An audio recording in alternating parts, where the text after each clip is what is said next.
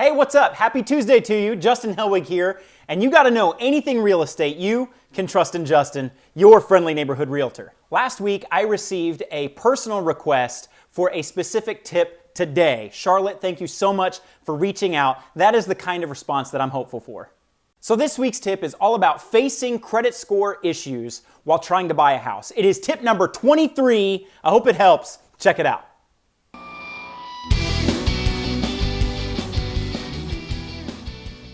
Let's start off by defining credit. What is credit?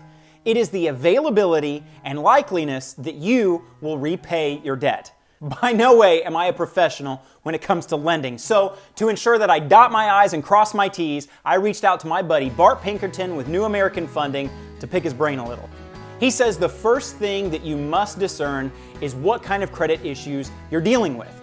These scenarios consist of little to no credit activity, missing to late payments on debt, a large payment balance on unsecured credit cards, or honestly, a mixture of all of these. Either way, they are all problematic, and each situation warrants its own steps for rectification. This topic is huge.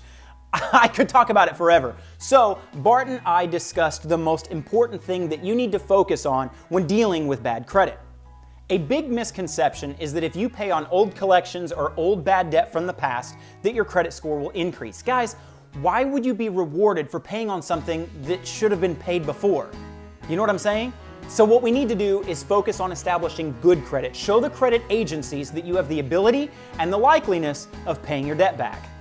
The most cost-effective and quickest way to establish good credit is by obtaining 2 to 3 secured credit cards. Now, the old collections and bad credit need to be taken care of. They are holding your credit score back, but paying on them will not increase that score. So, while you're taking care of those, have these new secured cards in place so that you can start generating a good credit, showing the credit agencies that you are financially responsible.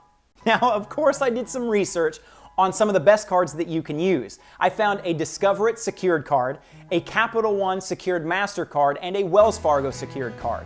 When you prove yourself responsible to these companies, they have shown that they will upgrade their cardholders from a secured status to an unsecured status. And that's what you're going for. So pay your stuff on time. There are a lot of things that we could go over, but unfortunately we just don't have the time. So if you have more questions, call me, text me, Facebook message me, email me. I'm everywhere. You know why? It's because I believe in you, and I invest in what I believe in. You can too. Stay tuned. I'm not done.